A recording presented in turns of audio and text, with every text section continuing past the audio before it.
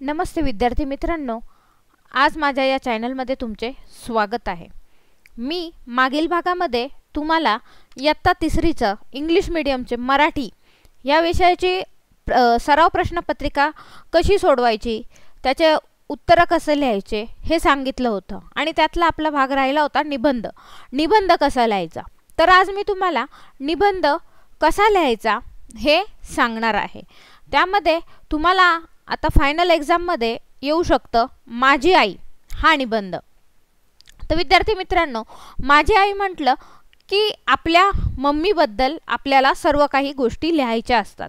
पण सर्व काही म्हणजे काय, त्यातल्या त्यात मी तुम्हाला सांगते की तुमच्या आईचं नाव लिहायचं, तिचं शिक्षण लिहायचं, ती तुमच्यासाठी काय काय करते, त्यानंतर तुम्हाला ती खूप आवडते का, ह्या गोष्टी त्याच्यामध्ये आल्या पाहिजेत। त्याला काय म्हणतात, निबंध असं म्हणतात।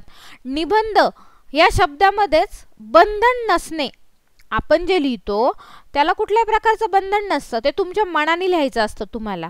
तरी देखील मी आज तुम्हाला एक थोडीशी अशी माहिती देणार आहे की निबंध कसा लिहायचा।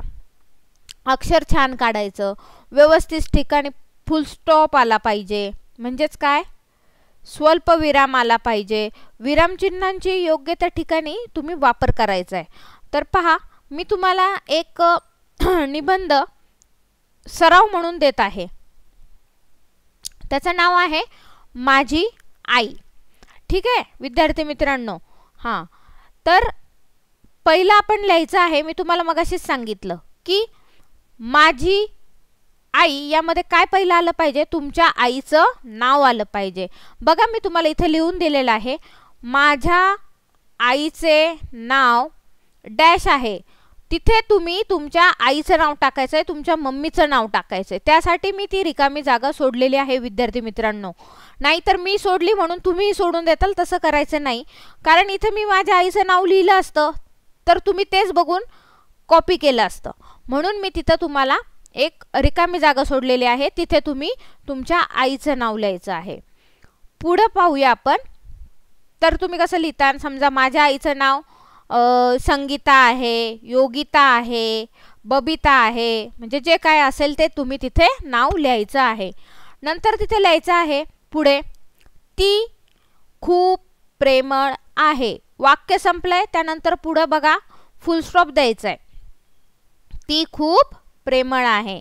त्यानंतरचं नेक्स्ट लिहायचं आहे, ती रोज सकाळी लवकर उठते।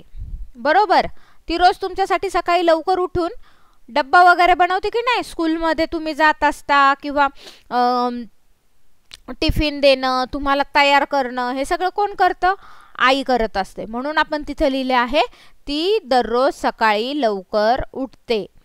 माझी आई छान स्वयंपाक बनवते, बरोबर की नाही, वेगवेगळे प्रकार तुम्हाला बनवून देते, कधी भाजी चपाती, कधी डोसा, कधी इडली, अशा प्रकारचे तुम्हाला जेवण तयार करून देत असते। म्हणून इथं मी लिहिलेलं आहे, माझी आई छान स्वयंपाक बनवते।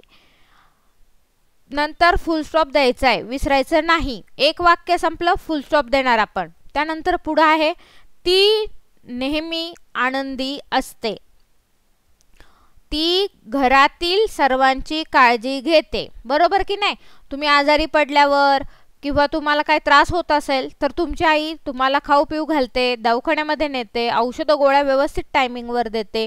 म्हणून तुम्ही एवढं सगळं त्यात लिहित बसायचं का नाही, तर तिथं फक्त तुम्ही एवढंच लिहायचं, ती घरातील सर्वांची काळजी घेते। बरोबर की नाही। त्यानंतर पुढचं लिहायचं, माझी आई मला अभ्यासात मदत करते।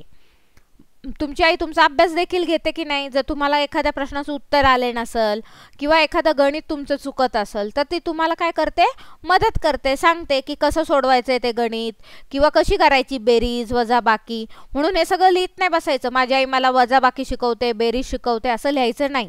तर तेच आपल्याला थोडक्यात तिथं लिहायचंय, म्हणजेच कसं लिहिणार, माझी आई मला अभ्यासात मदत करते, तसेच मला छान छान गोष्टी सुद्धा सांगते की नाही।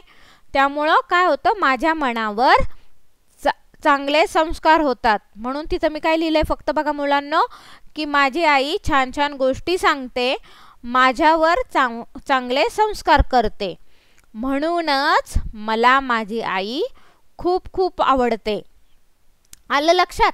हे आपण थोडक्यात मुद्दे लिहिलेले आहेत, आपण जास्त सविस्तर लिहिलेलं नाही आहे, कारण तुम्हालाही ते लक्षात राहायला पाहिजे म्हणून एकदम छोटे छोटे वाक्य मी तुम्हाला इथे लिहून दिले आहे. तुम्हाला माझा हे दिलेला मी निबंध नक्कीच समजला असेल. तर तुम्हाला जर हा माझा व्हिडिओ आवडला असेल तर नक्कीच माझ्या चॅनलला सबस्क्राईब करा, लाईक करा आणि शेअर करा. धन्यवाद.